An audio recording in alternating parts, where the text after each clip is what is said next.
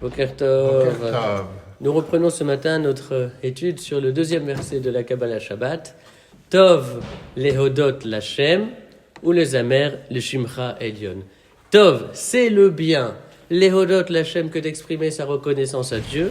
Ou alors, selon une autre explication que nous avions proposée, c'est le bien que de reconnaître l'être de Dieu. Ou le Zamer le Shimcha Elyon. Et c'est le bien aussi que de chanter pour ton nom élevé. J'aimerais ce matin apporter le commentaire du Rav Malbim sur ce verset.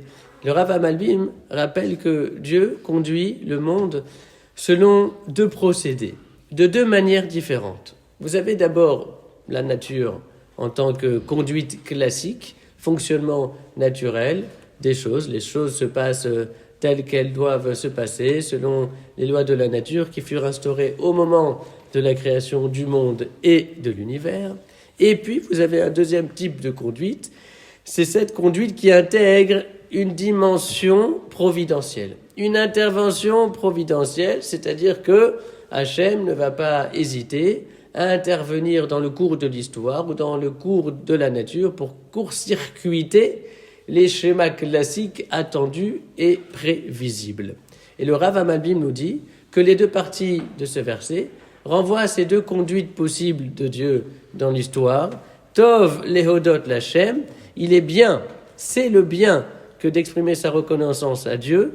Le Rav Malbim explique pour la conduite providentielle, pour la bonne surprise qui n'était pas attendue, pour le prodige et le miracle qui n'était pas prévisible. Là, il faut dire un toda, un merci en particulier, spécifique. Et puis, Tov, le Zamer, le Shimcha Elyon. Et c'est le bien que de chanter le Shimcha Elyon pour ton nom élevé. Il n'est pas simplement dit le Shimcha pour ton nom, mais le Shimcha Elyon pour ton nom élevé.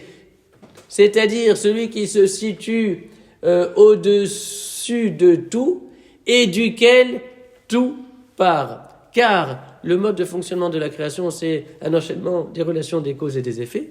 Et Dieu est désigné comme étant Sibat Asibot, la cause des causes.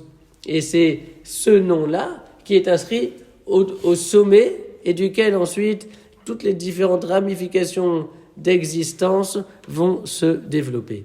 Donc Tov lehodot l'Hashem, c'est pour la conduite providentielle, et les Zamer et le Shimcha Elyon renvoient à la conduite de la nature, et le jour du Shabbat est précisément célébré en souvenir de deux événements.